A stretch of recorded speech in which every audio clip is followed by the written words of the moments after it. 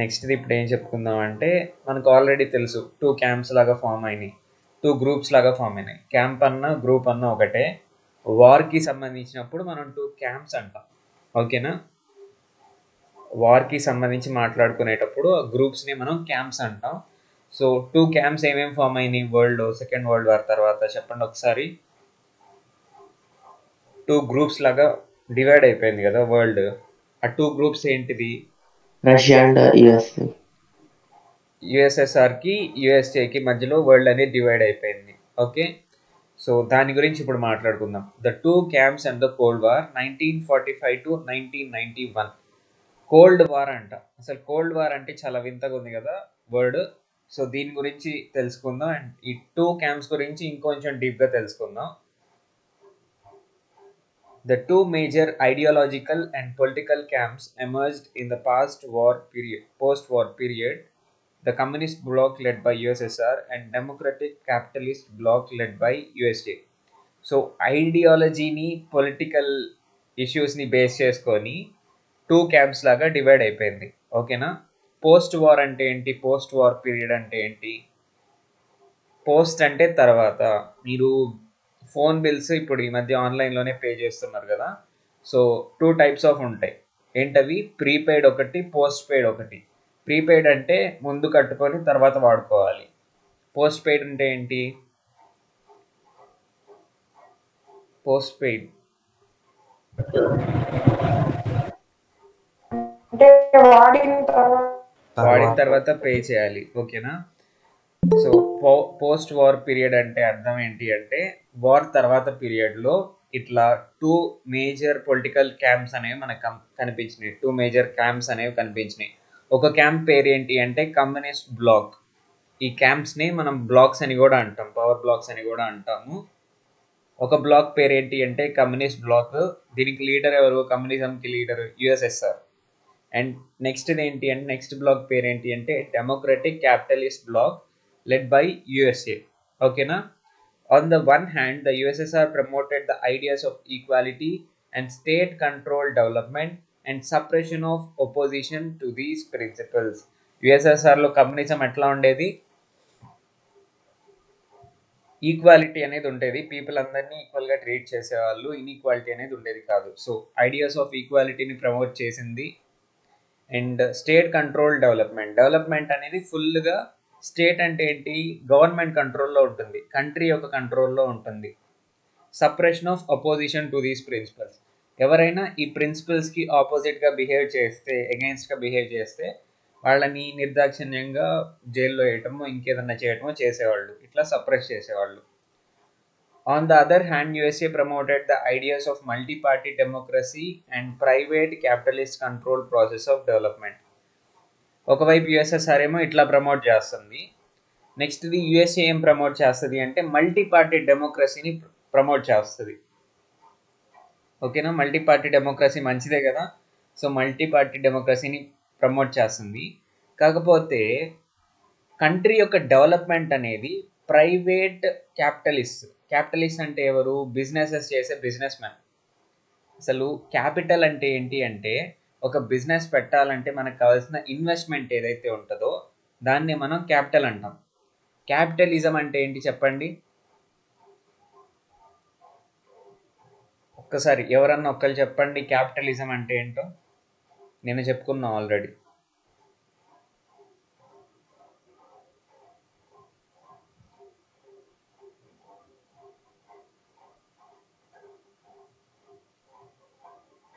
Capitalism అంటే ఏంటి అంటే ఏ కంట్రీలో అయితే ఈ ప్రైవేట్ బిజినెస్ ఓనర్స్ ఎవరైతే ఉంటారో వాళ్ళు ఎంతో కొంత ఇన్ఫ్లుయెన్స్ అనేది గవర్నమెంట్ మీద ఉంటుంది. ఎంతో కొంత కాదు, చాలా ఇన్ఫ్లుయెన్స్ గవర్నమెంట్ మీద ఉంటుంది. సో ప్రైవేట్ క్యాపిటలిస్ట్ అన్నా ప్రైవేట్ బిజినెసెస్ని ఓన్ చేసుకున్న పీపుల్ అన్నా ఒకటే. సో ఆ ప్రైవేట్ బిజినెసెస్ని ఓన్ చేసుకున్న పీపుల్ బేస్ మీద కంట్రీ యొక్క డెవలప్మెంట్ బేస్ అయి ఉంటుంది. ఓకేనా? సో దీన్ని ఎవరు ప్రమోట్ చేస్తున్నారు? యుఎస్ఏ ప్రమోట్ చేస్తుంది. ఇక్కడ వరకు అర్థం అవుతుందా? అందరు సైలెంట్గా ఉన్నారేంటి ఈరోజు? అసలు అర్థం అవుతుందా లేదా ఒకసారి చెప్పండి. అర్థమవుతుందన్న. Okay. The USSR had the entire eastern Europe, Poland, Hungary and east Germany under its influence, and many colonies which were gaining freedom like China, Vietnam were closely aligned to it. USSR అనేది USSR యొక్క ఇన్ఫ్లుయెన్స్లో ఏమేమి ఉన్నాయో చెప్తున్నారు. ఇప్పుడు first ఏం చెప్పారు, 2 groups అన్నారు, ఒక్కొక్క దాని ప్రిన్సిపల్స్ చెప్పారు. తర్వాత నెక్స్ట్ ఏం చెప్తున్నారంటే యుఎస్ఎస్ఆర్ కింద ఉన్న కంట్రీస్ ఏంటి, అదే యుఎస్ఎస్ఆర్తో పాటు ఉన్న కంట్రీస్, ఈ బ్లాక్స్లో ఉన్న కంట్రీస్ ఏంటి, అట్లానే యుఎస్ఏ కింద ఉన్న కంట్రీస్ ఏంటో చెప్తున్నారు. యుఎస్ఎస్ఆర్ కింద ఏముంటున్నాయి, ఈస్టర్న్ యూరప్కి సంబంధించిన countries Poland, Hungary and east Germany ఉన్నాయి. అండ్ కొత్తగా అప్పుడప్పుడు ఇండిపెండెన్స్ వస్తున్న చైనా, వియత్నాం కూడా దీని కిందకే వచ్చినాయి, దీంతోనే అలైన్ అయినాయి. The countries of western Europe like Britain, France, Spain were closely aligned with USA. Western Europe ఏదైతే ఉందో, వెస్టర్న్ పార్ట్ ఆఫ్ యూరప్, దానికి సంబంధించిన కంట్రీస్ యుఎస్ఏకి దగ్గరగా అలైన్ అయిపోయి ఉన్నాయి. ఓకేనా. The two blocks competed with each other for bringing all the immediate countries to their blocks. ఈ 2 blocks ఏం చేస్తా ఉంటే ఇట్లా గ్రూప్స్ ఫామ్ అయినప్పుడు ఈ వేరే కంట్రీస్ ఏవైతే ఉంటాయో ప్రపంచంలో వాటి గ్రూప్లో తెచ్చుకోవడానికి ట్రై చేస్తాయి. ఓకేనా. ఏ గ్రూప్లో ఎక్కువ పీపుల్ ఉంటే వాళ్ళకి ఎక్కువ పవర్ ఉంటుంది కదా ఆబ్వియస్లీ. కాబట్టి ఒక కంట్రీ కనిపించింది అనుకోండి వాళ్ళకి, ఒక కొత్త కంట్రీ, ఆ కొత్త కంట్రీని అట్రాక్ట్ చేసుకుంటూ ఉంటారు, వాళ్ళ గ్రూప్లో చేర్చుకోవడానికి బాగా ట్రై చేస్తూ ఉంటారు. ఓకేనా. For more than 45 years after the Second World War, a rather strange war was fought between the 2 blocks. యాక్చువల్గా సెకండ్ వరల్డ్ వార్ అయిపోయిన 45 years వరకు కూడా ఒక స్ట్రేంజ్ వార్ అనేది ఈ 2 గ్రూప్స్ మధ్య జరిగింది. ఈ 2 గ్రూప్స్ ఫామ్ అయినాయి కదా. ఒకటేమో యుఎస్ఎస్ఆర్ లీడ్ చేస్తున్న గ్రూప్, దాని పేరేంటి, కమ్యూనిస్ట్ బ్లాక్. ఓకేనా. నెక్స్ట్ ఏంటి, యుఎస్ఏ లీడ్ చేస్తున్న గ్రూప్, దాని పేరేంటి, డెమోక్రటిక్ క్యాపిటలిస్ట్ బ్లాక్. ఈ 2 బ్లాక్స్ మధ్య 45 years పాటు యుద్ధం జరిగిందంట, సెకండ్ వరల్డ్ వార్ తర్వాత కూడా. కాకపోతే ఈ యుద్ధం మామూలుగా లేదు, స్ట్రేంజ్గా ఉంది. స్ట్రేంజ్ అంటే ఏంటి, వింత. ఓకేనా. సో ఈ వార్ అనేది మామూలు వార్ లాగా లేదు, వింతగా ఉంది ఈ యుద్ధం అనేది. దాని గురించి కొంచెం చూద్దాం. It was a war in which the principal contenders did not physically attack each other or fight each other directly, and hence there was no hot war. ఎందుకు ఈ వార్ స్ట్రేంజ్గా ఉంది అంటున్నామంటే, ఈ వార్లో కంటెస్టెంట్స్ ఎవరైతే ఉంటారో వాళ్ళు ఒకళ్ళనొకళ్ళు ఫిజికల్గా అటాక్ చేసుకోలేదంట, ఫైట్ చేసుకోలేదు, బాంబింగ్స్ ఇవేం చేసుకోలేదు. కాబట్టి ఈ వార్ అనేది హాట్గా లేదు. హాట్ అంటే వేడి కాదు, హాట్ అంటే ఒక మరిగిపోతూ అంటాం కదా, సిచ్యువేషన్ అనేది హాట్గా లేదు, అక్కడ ఫైట్ చేసుకోవట్లేదు వాళ్ళు. Instead a war was fought behind the closed doors through propaganda and words. ఈ వార్ అనేది ఫైటింగ్ ఇవేమి బాంబింగ్స్ ఇవేమి లేకపోవటం వల్ల హాట్ వార్ కాదు. ఓకేనా. హాట్ వార్ కాదు, కోల్డ్ వార్ ఇది. ఇది ఎట్లా చేసుకున్నారు అంటే, ఎవరి కంట్రీస్లో వాళ్ళే ఉంటారు, ఫైటింగ్ ఉండదు, ఏముండదు. కానీ వార్ అని ఎందుకు అంటున్నాం అంటే, మాటల యుద్ధం. ఓకేనా. మాటలతో యుద్ధం చేసుకుంటున్నారు. అండ్ ప్రాపగండా అంటే ఏంటో ఒకసారి క్లియర్గా గమనించండి. ప్రాపగండా అంటే ఏంటి, మీరు ఈ పదం విన్నారా ఎప్పుడన్నా, ఒకసారి మాట్లాడండి అందరూ. వెళ్ళలేదన్నా. నేను ఒక క్లూ ఇస్తాను. ఎలక్షన్స్ టైంలో ప్రాపగండా అనే పేరు విన్నారా ఎప్పుడన్నా? ఎలక్షన్స్లో ప్రాపగండా సృష్టించేది. గట్టి చెప్పాలి బ్రో, నాకు తెలుసు నువ్వు చెప్తావు అని. గట్టి చెప్పు ఒకసారి. ప్రాపగండా అంటే ఏంటి? కొట్లాటలు కానీ అర్థం కాలేదు, కొంచెం ఫాస్ట్ చెప్పు, టైం అయిపోతుంది. అంటే కొట్లాటలాగా రచ్చలాగా అదేం కాదు. యాక్చువల్గా ప్రాపగండా అంటే ఏంటి అంటే, ఇప్పుడు మేనిఫెస్టో అని చెప్పుకున్నాం కదా, మేము ఇది ఇంప్లిమెంట్ చేస్తా అని చెప్పేది ప్రాపగండా. మేనిఫెస్టో కూడా ప్రాపగండా కిందకే వస్తుంది. ఓకేనా. మేనిఫెస్టో అంటే ఏంటి, మేము ఈ పథకాలన్నీ ఇంప్లిమెంట్ చేస్తాము పవర్లోకి వస్తే అనేది మేనిఫెస్టో అంటాం సాధారణంగా. ఓకేనా. ఆ మేనిఫెస్టో కూడా ప్రాపగండా కిందకే వస్తుంది. కాకపోతే ప్రాపగండా అనేది ఒక నెగిటివ్ థింగ్. అంటే వాళ్ళ గురించి వాళ్ళు గొప్ప చెప్పుకోవటంతో పాటు ఎదుటి వాళ్ళ గురించి చెడుగా చెప్తారు.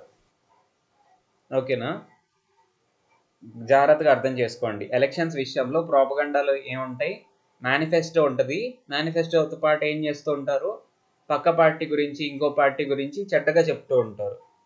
సో కొంచెం నెగిటివ్ విషయం ఇది.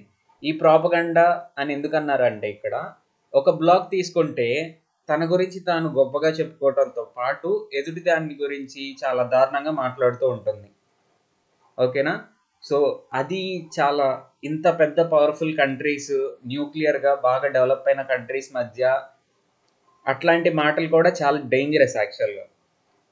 కాబట్టి నిజంగా యుద్ధాలు చేసుకొని బాంబింగ్స్ చేసుకోకపోయినా కూడా ఆ వార్ అనేది, ఆ టెన్షన్స్ అనేవి ఉన్నాయి పీపుల్లో. ఎప్పుడన్నా చిన్న తేడా వస్తే అవుట్ అన్నట్టు ఇప్పటికి కూడా ఉంది యాక్చువల్గా సిచ్యువేషన్. కాకపోతే అంత సివియారిటీ ఇప్పుడు లేదు. ఓకేనా,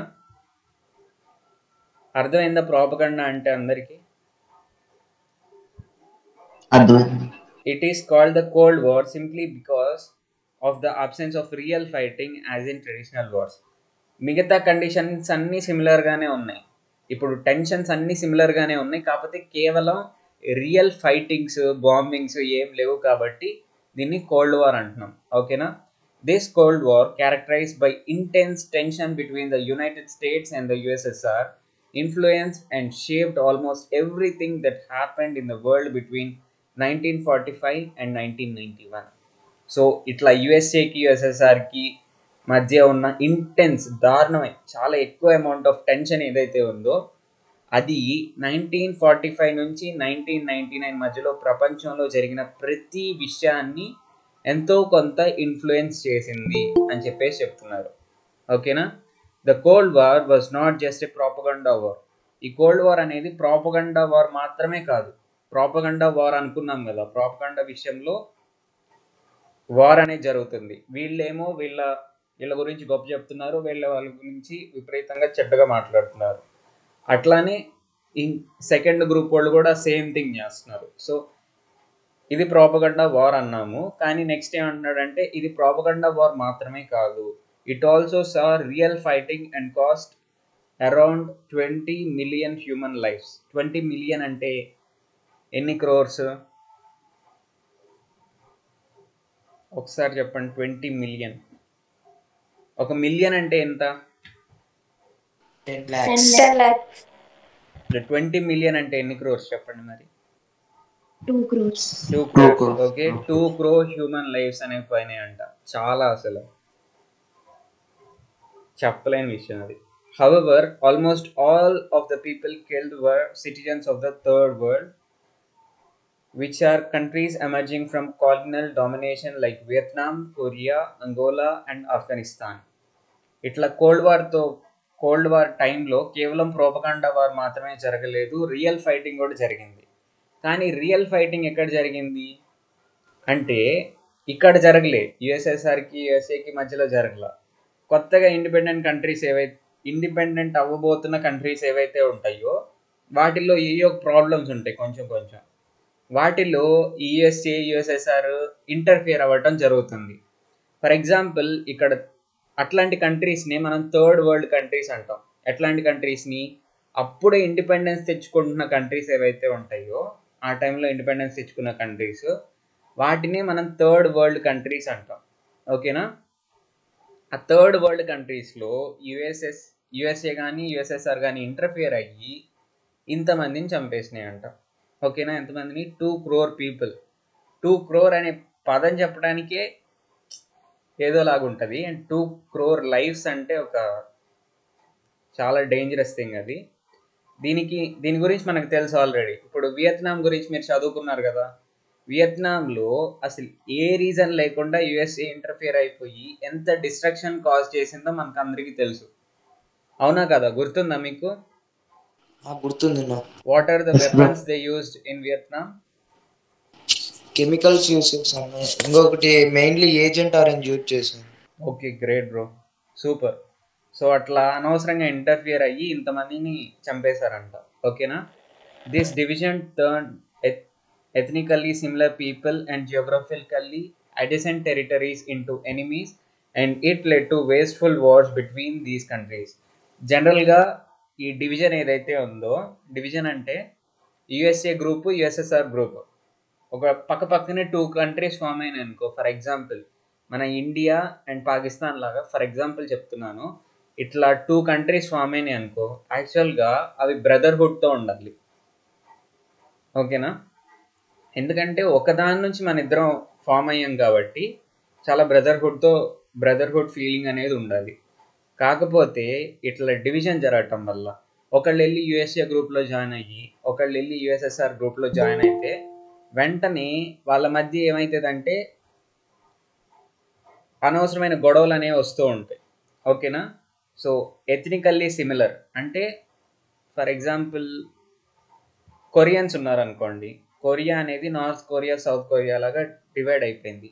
కానీ బోత్ ఏరియాస్లో ఉండేది కొరియన్సే, అంటే వాళ్ళు ఎథనికల్లీ సిమిలర్ పీపుల్. ఓకేనా? ఇట్లాంటి వాళ్ళ మధ్యలో ఈ డివిజన్ వల్ల గొడవలు వస్తున్నాయి. అండ్ జియోగ్రఫికల్లీ అడ్జసెంట్ టెరిటరీస్ ఏవైతే ఉన్నాయో, జియోగ్రఫికల్లీ అడ్జసెంట్ టెరిటరీస్ అంటే ఏంటి? పక్క పక్కన ఉన్న కంట్రీస్, అవి కూడా అనవసరంగా ఎనిమీస్ అవుతున్నాయి.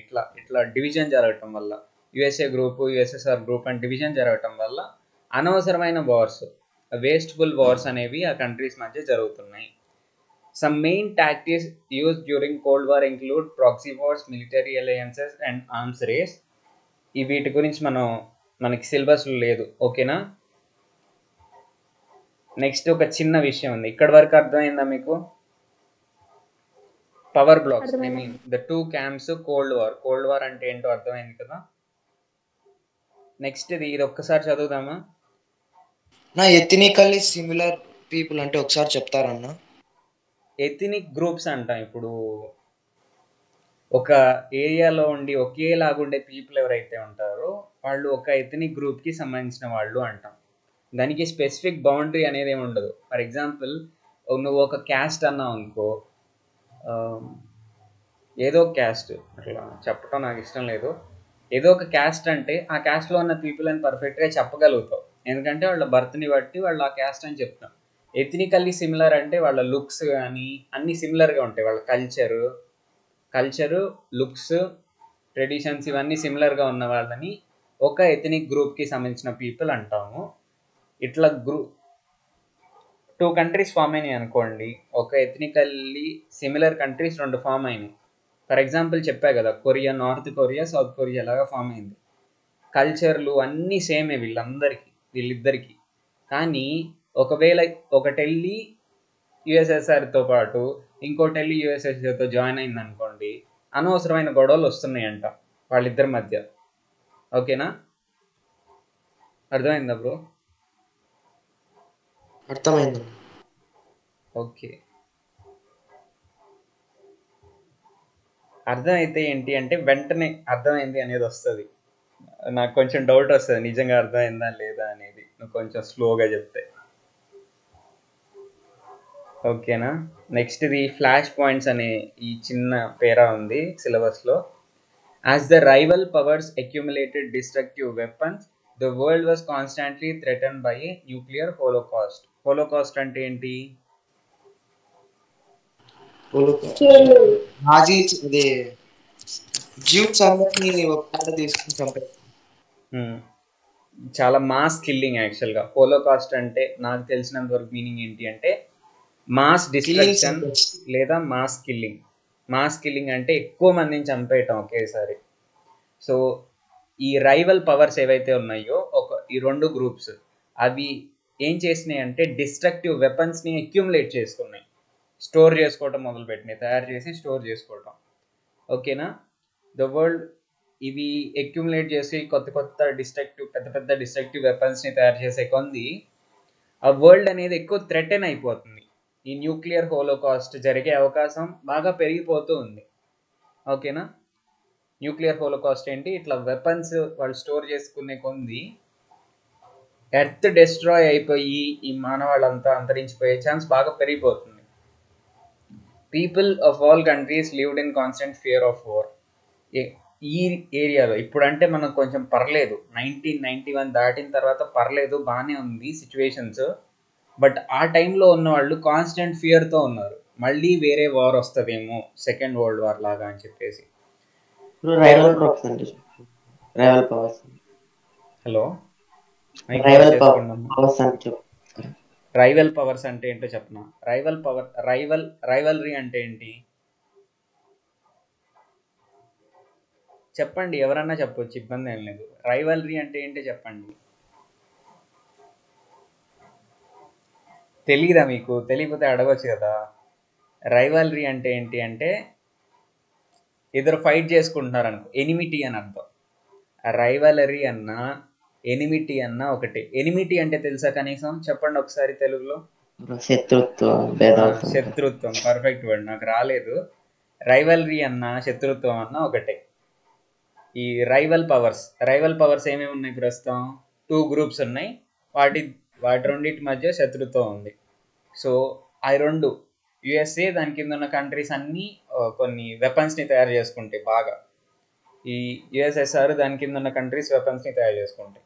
ఈ విషయం కొంచెం డీప్గా తెలియాలంటే ఈ టాపిక్ చదవాలి మీరు, ఆర్మ్స్ అండ్ స్పేస్ రేస్. మీకు ఈజీగానే ఉంటుంది, ఒకసారి చదువుకోండి ఖాళీగా ఉన్నప్పుడు. అర్థమైందా ఇప్పుడు రైవల్ పవర్స్ అంటే? అర్థమైంది. People of all countries lived in constant fear of war. There were many moments when nuclear war between the two countries seemed imminent, but God diffused somehow through diplomacy. చాలా సంఘటనలు ఉన్నాయి. మళ్ళీ world war 3 వచ్చే అవకాశం ఇంకా start అయిపోయిద్ది. Immanent అంటే ఏంటి అంటే ఇంకా తప్పకుండా వచ్చేస్తుంది అనే దాకా వెళ్ళిపోయినాయి అంట చాలా సిచ్యువేషన్స్లో. న్యూక్లియర్ వార్ జరిగిద్ది అనే దాకా సిచ్యువేషన్స్ వెళ్ళినాయి. కానీ దేవుడి దయ వల్ల సంహౌ అంటే కారణం లేదు, సంహౌ ఆ గొడవలన్నిటిని మళ్ళీ లేకుండా చేశారు. దేని ద్వారా? డిప్లొమసీ ద్వారా, త్రూ డిప్లొమసీ అంటే ఏంటో తెలుసా మీకు? మనం చాలాసార్లు మాట్లాడుకుందాం డిప్లొమసీ, డిప్లొమాటిక్ రిలేషన్స్, అది ఇది అని. తెలుసా ఎవరికన్నా? డిప్లొమసీ అంటే ఏంటి అంటే 2 కంట్రీస్ మధ్య గొడవలు ఉన్నా కూడా వాటి మధ్య రిలేషన్ని మెయింటైన్ చేస్తూ ఉండటం మాటల ద్వారా, టాక్టిక్స్ ద్వారా. ఓకేనా? దాన్నే డిప్లొమసీ అంటాం. అర్థమైందా మీకు? ఒకవేళ సాధారణంగా ఇప్పుడు పాకిస్తాన్కి ఇండియాకి గొడవలు ఉన్నాయి అనుకోండి, మనకు తెలిసిన విషయం ఇవన్నీ. సో ఉన్నాయి, బట్ కొంచెం ట్రేడ్ విషయంలో కానీ వేరే విషయాల్లో మనం చాలా ఫ్రెండ్లీగా జరుగుతూ ఉంటాయి ప్రాసెసెస్. ఓకేనా? దాన్నే డిప్లొమసీ మెయింటైన్ చేయటం అంటారు. డిప్లొమసీ ద్వారా రిలేషన్ అనేది మెయింటైన్ అవుతుంది. ఓకేనా? అర్థమైందా? అర్థం కాలేదా? నేనైతే క్లియర్గా చెప్తాను, మీకు ఒక సెన్స్ అనేది ఇచ్చాను. 2 కంట్రీస్ గొడవలో ఉన్నా కూడా వాటి మధ్య రిలేషన్ని మెయింటైన్ చేయటం ఎట్లానకట్లా టాక్టిక్స్ వాడి మాట్లాడి. ఓకేనా? Some of these were the incidents relating to the shooting down of U-2 US spy plane over USSR, the discovery of Soviet missile buildup in Cuba, and several times during the Korean and Middle East wars. So చాలా సంఘటనలు వచ్చినాయి కదా, ఇంకా war వచ్చేసిద్దేమో అనిపించే సంఘటనలు చాలా వచ్చినాయి మన లైఫ్లో. మనకి ఊహ తెలిసిన తర్వాత కూడా చాలా సంఘటనలు వచ్చినాయి. ఒక ఎగ్జాంపుల్ చెప్పండి మీరు. ఈ మధ్య ఒకటి జరిగింది, మళ్ళీ వరల్డ్ వార్ 3 వచ్చేదేమో అని. అవును, అది ఇంకొంచెం విగరస్ అయిపోయింది అనుకోండి. ఫర్ ఎగ్జాంపుల్ మీకు తెలుసా ఈ విషయం? మొన్న ఈ మధ్య చైనాకి ఇండియాకి కొంచెం చిన్న క్లాష్ అయింది, చిన్నగా కనిపించింది బయటికి, పెద్దదే అయింది, పెద్ద ప్రాబ్లమే అది. సో అది కనుక కొంచెం ఎస్కలేట్ అయితే కొంచెం పెద్దదైతే కనుక దారుణమైన వార్ అనేది వచ్చేది. సో ఏదో డిస్కషన్స్ జరిపి ఏదేదో అసలు అయితే అక్కడ ప్రాబ్లం సాల్వ్ అవ్వాల, కానీ ప్రస్తుతానికి అట్లా కప్పిపూచినట్టు చేశారు. సో ఇట్లాంటి సంఘటనలు చాలా ఉన్నాయంట. ఫస్ట్ ఏంటి అంటే ఒక కంట్రీ వేరే ప్రపంచం మొత్తం మీద స్పైస్ లాగా పనిచేస్తూ స్పైస్ పెడుతుంది. స్పై అంటే తెలుసు కదా, స్పైని ఎందుకు వాడతారు? గూఢచారి ఎందుకు వాడతారు? వాళ్ళ విషయాలు తెలుసుకోవడానికి. అసలు అయితే వేరే వాళ్ళ విషయాలు మనం పట్టించుకోకూడదు, తెలుసుకోకూడదు యాక్చువల్గా. కానీ మన పైన అటాక్ చేయడానికి వాళ్ళు ట్రై చేస్తున్నారు. అంటే మనకు తెలుసు కదా సార్ సోల్జర్స్ అవి లాస్ కాకుండా. అవును యాక్చువల్గా, బట్ వాళ్ళ ప్రైవసీని దెబ్బతీస్తున్నట్టు కదా మనం. వాళ్ళ ప్రైవసీని వాళ్ళ ఇంటర్నల్ మ్యాటర్స్లో ఇంటర్ఫియర్ అవుతున్నట్టు. మేబీ అదే ఆలోచన వాళ్ళు చేయరు కదా. వాళ్ళు చాలా ఆలోచనలు చేస్తూ ఉంటారు, వాటిని వాళ్ళు సీక్రెట్గా పెట్టుకోవాల్సి ఉంటుంది. ఓకేనా. సో ఈ ఇన్ఫర్మేషన్ అంతా, ఈ ప్రైవసీ దెబ్బతింటే ఎవరికైనా కోపం వస్తుంది. సో యుఎస్ స్పై ప్లేన్ అనేది యుఎస్ఏ వాళ్ళు పంపించారు యుఎస్ఎస్ఆర్ మీదకి. ఓకేనా. అది కనిపించగానే ఇంకా షూట్ చేసేసారు దాన్ని. ఆ ఇన్సిడెంట్లో బాగా క్లాష్ వచ్చేసింది వాళ్ళకి, యుద్ధం వచ్చిద్దేమో అని చెప్పేసి అనిపించింది. నెక్స్ట్ది ఏంటి అంటే క్యూబా కంట్రీ ఎక్కడ ఉంటుంది, ఏ కాంటినెంట్లో ఉంటుంది చెప్పండి ఒకసారి. క్యూబా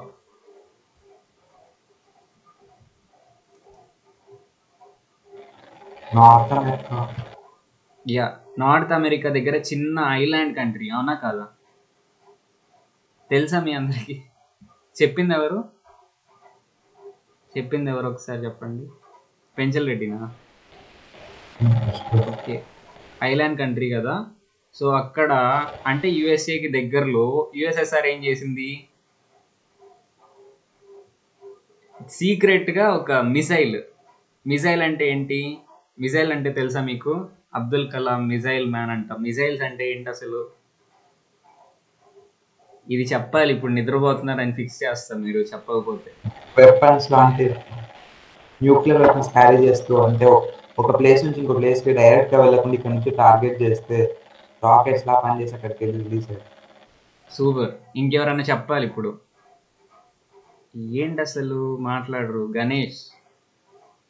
సుధా విల్లూరి అంటే ఎవరు? గ్రీష్మ నగరాజు. ఓకే, మాట్లాడాలమ్మా. దేవిశ్రీ మాట్లాడట్లేదు. అఫ్రీన్ అసలు ఎందుకో సైలెంట్ అయిపోయింది. పద్మావతి. ఓకే చెప్పండి, మీరు చెప్పండి ఫాస్ట్గా.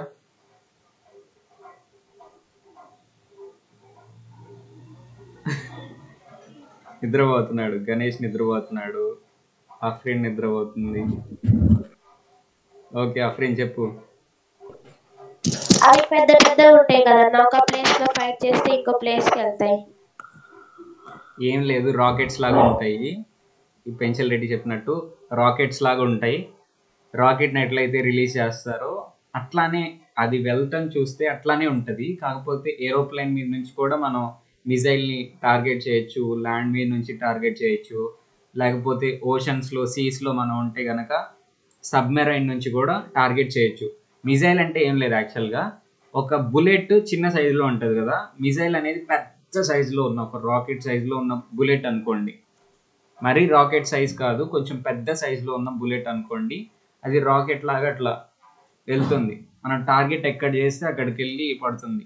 సో ఇట్లా మిజైల్ స్టేషన్ని ఒకదాన్ని సోవియట్ అంటే ఏంటి, యుఎస్ఎస్ఆరే కదా. ఆ యుఎస్ఎస్ఆర్ వాళ్ళు క్యూబాలో సీక్రెట్గా బిల్డ్ చేశారు, దాన్ని డిస్కవర్ చేశారు.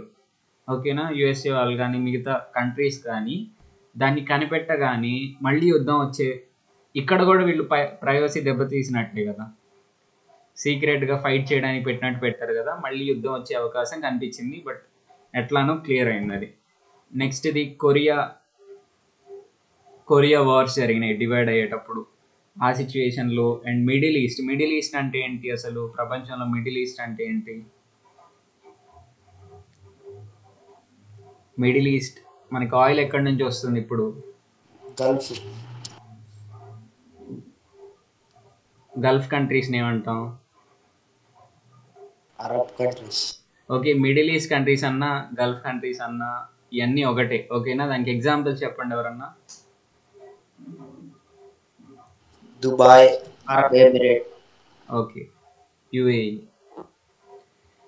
యుఏఈలో ఉండే కంట్రీస్ అన్నీ మిడిల్ ఈస్టర్న్ కంట్రీస్. ఓకే, వీటిలో మనకి వార్స్ జరుగుతూ ఉన్నాయి. ఇంకా ఏంటి ఎగ్జాంపుల్స్? Iran, Iraq. ఓకేనా. అరబ్, ఇస్రాయిల్. ఈ వార్ జరిగినప్పుడల్లా ఇట్లాంటి సంఘటనలు వచ్చినాయి అంట, మళ్ళీ థర్డ్ వరల్డ్ వార్ వస్తుందా అన్నట్టు. ఓకేనా, ఇది విషయం. ఇంతవరకు క్లియర్ కదా. వీటినే ఫ్లాష్ పాయింట్స్ అంటాం. అంటే ఫ్లాష్ వచ్చినట్టు ఇంకక్కడ యుద్ధం జరిగిద్దేమో అనిపించింది, బట్ జరగలేదు లక్కీగా. ఓకే, నెక్స్ట్ టాపిక్ ఏంటి అంటే నాన్ అలైన్మెంట్ మూమెంట్. చాలా సింపుల్ టాపిక్, కాకపోతే మనకి ఇండియాకి బాగా కనెక్టివిటీ ఉన్న టాపిక్ ఇది. జాగ్రత్తగా వినండి. ఎవరికైనా డౌట్స్ ఉన్నాయి ఇప్పటి వరకు చెప్పిన దాంట్లో? లేవన్నా. Okay. Non-alignment movement. In 1950s, the world was getting increasingly militarized and divided into two antagonistic camps. ఓకేనా? యాంటగానిస్టిక్ అంటే ఏంటి?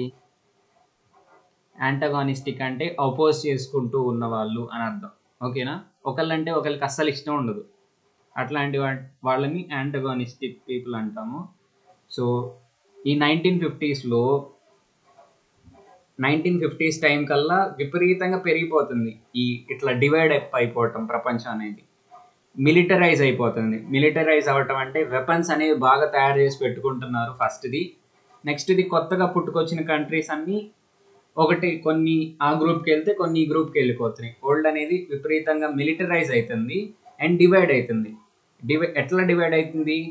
ఒక గ్రూప్ అంటే ఇంకో గ్రూప్కి అస్సలు ఇష్టం ఉండదు, ఎంతో విపరీతమైన ఎనిమిటీ ఉన్నట్టు బిహేవ్ చేస్తూ ఉంటారు. ఓకేనా? The rivalries between the two super powers for military supremacy, ideological conflicts and rivalry to gain economic supremacy led to the establishment of a bipolar world. Okay, bipolar అనే దానికి మనం ఇదివరకు చెప్పుకున్నాం చాలా విషయాలు. ఒక్కసారి చెప్పండి ఎవరన్నా, అసలు పోలారిటీ అంటే ఏంటి? ఇంటరాక్ట్ అవ్వాలి, లేకపోతే అసలు మీరు లేరు అనే ఫీలింగ్ వస్తుంది. అందుకని అడుగుతున్నా చాలా క్వశ్చన్స్. పద్మావతి చెప్పమ్మా, పొలారిటీ అంటే ఏంటి అసలు? ఈ సిచ్యువేషన్లో కాంటెక్స్లో పొలారిటీ అంటే ఏంటి? అంటే టూ పోల్స్ లాగా డివైడ్ అయినారు అనుకుంటున్నా వాళ్ళు. అవును, టూ పోల్స్ లాగా క్లియర్గా కనిపిస్తాయి. ఇప్పుడు పొలారిటీ లేదు అంటే అర్థం ఏంటి? అందరూ కలిసి ఉంటేనేమో పొలారిటీ మనకు కనిపించదు, ఒక గ్రూప్ కనిపిస్తుంది. కానీ ఎప్పుడైతే ఒకళ్ళేమో ఒక ఎక్స్ట్రీమ్లో ఉంటారు, వాళ్ళకు ఒక ఐడియాలజీ ఉంటుంది. ఓకేనా? ఒక గ్రూప్ ఆఫ్ పీపుల్ ఒక ఎక్స్ట్రీమ్లో ఉంటారు, వాళ్ళకు ఒక ఐడియాలజీ ఉంటుంది. ఇంకో గ్రూప్ ఆఫ్ పీపుల్ ఇంకో చోట ఉంటారు, వీళ్ళకి అపోజ్ చేసే ఐడియాలజీ ఒకటి ఉంటుంది. అంటే ఇక్కడ ఒక పాజిటివ్ ఉంటే అక్కడ నెగిటివ్ ఉంటుంది. సో ఈ రెండు సపరేట్ అయినట్టు కనిపిస్తాయి. గ్రూప్ ఆఫ్ పీపుల్ కలిసి ఉండరు, సపరేట్ అయిపోయి ఉంటారు. కాబట్టి మనకి ఇక్కడ పొలారిటీ కనిపిస్తుందా లేదా? ఇట్లా సపరేట్ అయి ఉంటానే పొలారిటీ ఉండటం అంటాము. ఇక్కడ బైపోలారిటీ కనిపిస్తుంది, అంటే టూ పోల్స్ అనేవి కనిపిస్తున్నాయి ఇక్కడ. అర్థమైందా? సో బైపోలార్ వరల్డ్లో ఏమైందంట, ఏం చెప్తున్నాను,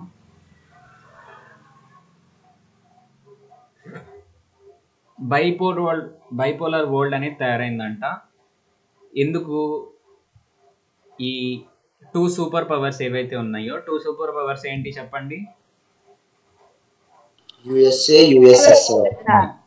యుఎస్ఎస్ఆర్ టూ సూపర్ పవర్స్ మధ్య ఉన్న శత్రుత్వం అనేది. దేని శత్రుత్వం? మిలిటరీ సూపర్మసీ కోసం. ఇప్పుడు నా దగ్గర ఒక 1000 సైనికులు ఉన్నారనుకోండి, వీళ్ళు ఏం చేస్తారు, ఇంకా నలుగురిని జాబ్లో జాయిన్ చేసుకుంటారు, నలుగురిని ఆర్మీలోకి తీసుకొని నా దగ్గర 1050 ఉన్నారు అని చెప్తారు. వీళ్ళ దగ్గర 1050 ఉన్నారని తెలిసిన వెంటనే ఇంకొకళ్ళు ఏం చేస్తారు, ఈ గ్రూప్ వాళ్ళు 2000 పీపుల్ని చేసుకుంటారు. అట్లా విపరీతంగా ఒకళ్ళ తర్వాత ఒకళ్ళు మిలిటరీని పెంచుకుంటూ ఉంటారు. అర్థమైందా? ఇట్లా మిలిటరీ సూపర్మసీ, ఎక్కువ military power, man power and weapons ఎవరి దగ్గర అయితే ఉంటాయో, నెక్స్ట్ ఒకవేళ యుద్ధం వస్తే వాళ్ళే ఆబ్వియస్లీ గెలుస్తారు కదా. అందుకని మిలిటరీ సూపర్మసీ కోరుకుంటూ ఉంటారు ఈ సూపర్ పవర్స్. నెక్స్ట్ ఇది ఐడియాలజికల్ కాన్ఫ్లిక్ట్స్. ఇప్పుడు మెయిన్గా ఐడియాలజికల్ కాన్ఫ్లిక్ట్ ఎక్కడొచ్చింది చెప్పండి? ఐడియాలజీ విషయంలో క్లాష్ ఎక్కడొచ్చింది? వీటి రెండింటికి క్లియర్గా కనిపిస్తుంది కదా. యుఎస్ఎస్ఆర్ ఏం చేస్తుంది, స్టేట్ కంట్రోల్డ్ గవర్నెన్స్ని, ఇండస్ట్రీస్ని, ఫ్యాక్టరీస్ని చూస్తున్నాము, అండ్ కమ్యూనిజంని చూస్తున్నాము. ఏదైనా ఆపోజిషన్ వస్తే విపరీతంగా సప్రెస్ చేయడం చూస్తున్నాం. దీంట్లో ఒక మంచి విషయం ఏంటి అంటే కమ్యూనిజంని ప్రమోట్ చేస్తుంది యుఎస్ఎస్ఆర్. కాకపోతే నెగిటివ్ ఆస్పెక్ట్ ఏంటి చెప్పండి యుఎస్ఎస్ఆర్లో? కమ్యూనిజం కొంచెం పాజిటివ్ ఆస్పెక్టే కదా, కానీ నెగిటివ్ ఆస్పెక్ట్ ఏంటి? సప్రెస్ చేయటం అపోజిషన్ని. అది అపోజిషన్ మంచి మాట చెప్పినా చెడ్డ మాట చెప్పినా వీళ్ళకి ఎగెయిన్స్ట్గా ఉంటే సప్రెస్ చేసేస్తారు అన్నట్టు. అట్లా సప్రెస్ చేయటం అనేది మనకి నెగిటివ్ పాయింట్ కనిపిస్తుంది యూఎస్ఎస్ఆర్లో. నెక్స్ట్ యూఎస్ఏలో మనకేం కనిపిస్తుంది? ఇక్కడ కమ్యూనిజం చెప్తుంటే యూఎస్ఏనేమో క్యాపిటలిజం అంటున్నారు. అంటే ఐడియాలజికల్ డిఫరెన్స్ వచ్చిందా లేదా ఈ కంట్రీకి ఆ కంట్రీకి? వీళ్ళేమో కమ్యూనిజంని బాగా ప్రమోట్ చేస్తున్నారు యూఎస్ఎస్ఆర్ వాళ్ళు, వీళ్ళేమో క్యాపిటలిజం. ఈ రెండు చాలా అపోజ్డ్ థింకింగ్ యాక్చువల్గా. కమ్యూనిజం అంటేనేమో మొత్తం గవర్నమెంట్ కంట్రోల్లో ఉంటుంది, క్యాపిటలిజం అంటేనేమో మొత్తం పీపుల్, అంటే ఈ ఇండస్ట్రీస్ని రన్ చేసే గొప్ప గొప్ప పీపుల్ ఎవరైతే ఉంటారో హై ఇన్ఫ్లుయెన్స్ పీపుల్ వాళ్ళ చేతుల్లో ఉంటుంది క్యాపిటలిజం. ఓకేనా? సో ఇట్లా ఐడియాలజికల్ డిఫరెన్స్ వస్తుంది. కాకపోతే క్యాపిటలిజంలో ఉన్న పాజిటివ్ పాయింట్ ఏంటి? సారీ, యుఎస్ఏ చెప్పే దాంట్లో ఉన్న పాజిటివ్ పాయింట్ చెప్పండి. అర్థమవుతుందా మీకు అసలు? హలో, ఏంటి పాజిటివ్ పాయింట్ ఏంటి, నెగిటివ్ పాయింట్ ఏంటి? ఇప్పుడు వీళ్ళు క్యాపిటలిజం అంటున్నారు కదా, అది నెగిటివ్ పాయింట్ అంటాను నేనైతే. మరి పాజిటివ్ పాయింట్ ఏంటి యుఎస్ఏ విషయంలో? Multi party democracy. సూపర్ అమ్మా. డెమోక్రటిక్ మల్టీ పార్టీ సిస్టమ్ అనేది వీళ్ళ దగ్గర ఉన్న పాజిటివ్ పాయింట్. ఇక్కడ మళ్ళీ మల్టీ పార్టీ డెమోక్రసీ లేదు యుఎస్ఎస్ఆర్లో. సో ఇట్లా ఐడియాలజికల్ డిఫరెన్స్ అనేది వస్తుంది. ఓకేనా? కాన్ఫ్లిక్ట్ అంటే ఏంటి? గొడవ అని అర్థం. ఐడియాలజీ విషయంలో వీళ్ళిద్దరికీ గొడవలు ఉంటాయి. నెక్స్ట్ది ఎకనామిక్ సూపర్మసీ పెంచుకోవడానికి వాళ్ళ మధ్య శత్రుత్వం అనేది ఉంటుంది. ఎకనామిక్ సూపర్మసీ గురించి నిన్న డిస్కస్ చేశాను. ఇప్పుడు నా రేంజ్ ఆఫ్ ఇన్ఫ్లుయెన్స్లో ఎక్కువ కంట్రీస్ ఉన్నాయనుకో, ఫర్ ఎగ్జాంపుల్ ఇప్పుడు నువ్వు ఒక గ్రూపు నేను ఒక గ్రూప్ లాగా ఉన్నాము, నీ కింద ఒక 10 కంట్రీస్, నా దగ్గర ఒక 11 కంట్రీస్ ఉన్నా కూడా నాకు ఎకనామిక్ సూపర్మసీ వచ్చినట్టే కదా, నాకు ఒక ఎక్స్ట్రా మార్కెట్ అనేది వచ్చింది. అంటే ఆర్థికంగా నా వాల్యూ ఇంకా కొంచెం పెరుగుతుంది, ఎందుకంటే నేను సేల్స్ చాలా కంట్రీస్లో చేసుకోగలుగుతాను కదా నీకంటే ఎక్కువ. సో ఎకనామిక్ సూపర్మసీ కోసం కూడా వీళ్ళకి శత్రుత్వం అనేది ఉండేది. అందుకనే మా రేంజ్ ఆఫ్ ఇన్ఫ్లుయెన్స్లో తెచ్చుకోవడానికి ట్రై చేస్తూ ఉండేవాళ్ళు. ఎవరి రేంజ్ ఆఫ్ ఇన్ఫ్లుయెన్స్లో తెచ్చుకోవడానికి వాళ్ళు ట్రై చేస్తూ ఉండేవాళ్ళు కొత్త కొత్త కంట్రీస్ కోసం. ఇంతవరకు అర్థమైందా అందరికీ? సో ఈ కారణాల వల్ల వరల్డ్ అనేది బైపోలర్ లాగా కనిపించింది. చెప్పమ్మా. క్యాపిటలిజంలో నెగిటివ్ పాయింట్ ఏంటన్నా? క్యాపిటలిజమే నెగిటివ్ పాయింట్ కదా.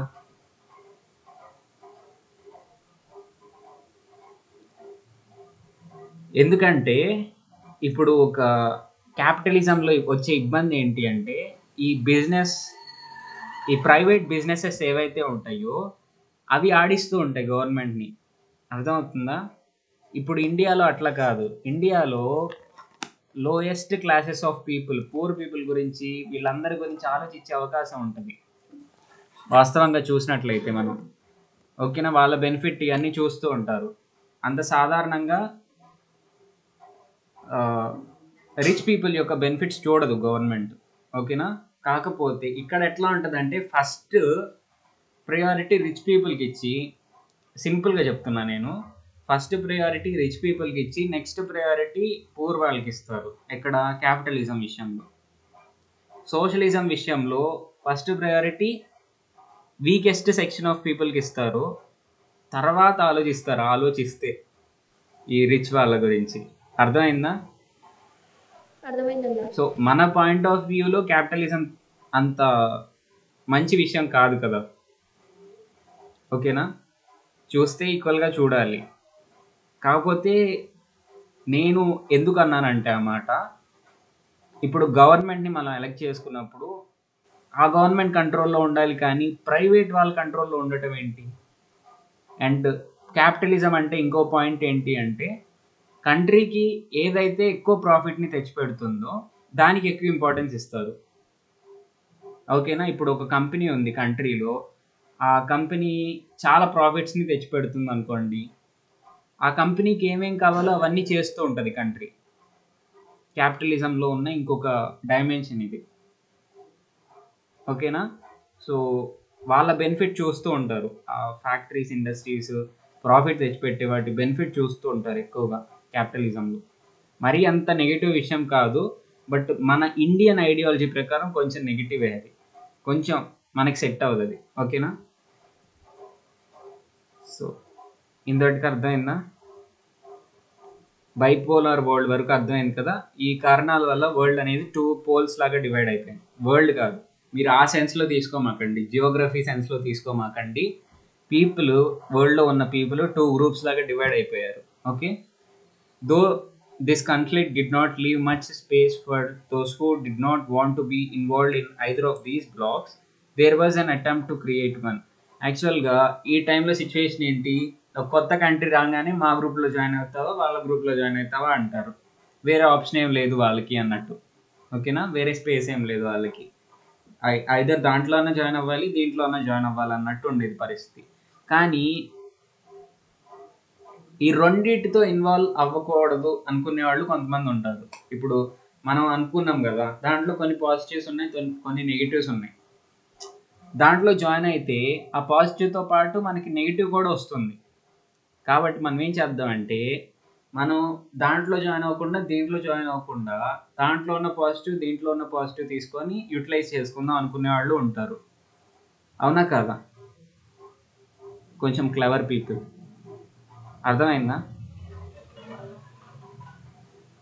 సో అర్థం కాలేదు ఎవరికి? ఎస్ బ్రో, అర్థమైంది. కొంచెం రెస్పాండ్ అవ్వండి. మీకు ఒక సిచ్యువేషన్ చెప్తాను.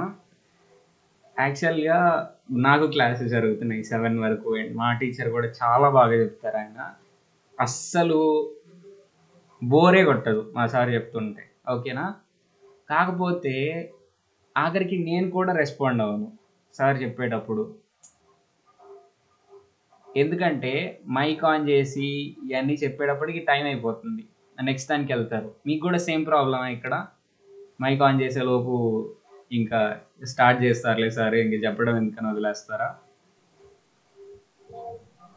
అంతేనా? దీనికన్నా చెప్పండి. ఓకే. నాకు క్లాసెస్ స్టార్ట్ చేసిన తర్వాత ఈ మధ్య స్టార్ట్ అయినాయి, ఒక 1 వీక్ అవుతుంది. తర్వాతే అర్థమైంది మీ పరిస్థితి ఏంటి అని. నాన్ అలైన్మెంట్ మూమెంట్ అంటే ఒకటి చెప్పు, మీనింగ్ దాని గురించి. ఇది ఇంకా చాలా ఉంది చెప్తున్నా. ఓకేనా. ఈ బైపోలార్ వరల్డ్ అనేది క్రియేట్ అయింది. నెక్స్ట్ ఇది కొంతమందికి ఏమో దాంట్లో జాయిన్ అవటం దీంట్లో జాయిన్ అవటం ఇష్టం లేదు. అట్లాంటి వాళ్ళు ఏం చేశారు అంటే దేంతో ఇన్వాల్వ్ అవ్వకుండా ఉండటానికి ట్రై చేశారు. ఓకేనా. The core concerns of people, especially those who were recently decolonized, like poverty, disease, inequality, and colonialism, were not addressed by any of these issues of contention. ఇప్పుడు వీళ్ళు గొడవ పడుకుంటున్నారు కదా విపరీతంగా ప్రపంచంలో. ఎన్ని ఇయర్స్ గొడవ పడుకున్నారు చెప్పండి? 40 years. నియర్లీ 45 అన్నారు కదా వీళ్ళు. 40నేనా? సో 40 to 45 ఇయర్స్ బాగా గొడవ పడుకున్నారు అనవసరంగా. వీళ్ళు ఏం చేస్తున్నారు అంటే, ఈ గొడవలన్నీ జరుగుతున్నాయి, మేం గొప్ప అని చెప్పేసి మిలిటరీ పెంచుకోవటం అది ఇది పెంచుకోవటం చేస్తున్నారు. కానీ కొత్తగా వచ్చిన కంట్రీస్ ఏవైతే ఉంటాయో వాటిలో ఉండే మెయిన్ ప్రాబ్లమ్స్ ఏంటి చెప్పండి? పోవర్టీ ఉంటుంది. ఆబ్వియస్లీ మనం ఇండియాలో 1947లో ఇండిపెండెన్స్ వస్తే అప్పుడు మీరు ఒక్కసారి ఇండియా పిక్చర్స్ చూడండి. 1945 పిక్చర్స్ కలెక్షన్స్ ఉంటాయి కొన్ని గూగుల్లో. అసలు పీపుల్ ఎట్లా ఉంటారంటే, ఎంత సన్నగా ఉంటారు అంటే, పీపుల్ కానీ యానిమల్స్ కానీ చూస్తే భయం వేస్తుంది యాక్చువల్గా, అట్లా ఉంటారు. సో అంత పోవర్టీ అనేది ఉంటుంది, డిసీజ్ ఉంటుంది, ఇన్ఈక్వాలిటీ ఉంటుంది పీపుల్ మధ్య. అండ్ కాలినలిజం వల్ల వాళ్ళు ఇప్పటి వరకు సఫర్ అయ్యారు. ఈ విషయాలు దేని గురించి గొప్ప కంట్రీస్, ఈ 2 పవర్ బ్లాక్స్ మాట్లాడవు, దాని గురించి ఆలోచనే చేయట్లా. నువ్వు మా దాంట్లో జాయిన్ అవుతావు అంటారు అంతేగాని వీటికి ఉన్న ప్రాబ్లమ్స్ గురించి ఎవరు పట్టించుకోవట్లేదు. ఎంతసేపు వాళ్ళు గొప్పోళ్ళు అవ్వటానికి మిలిటరీ పెంచుకోవటం ఇట్లాంటివి చేస్తున్నారు. సో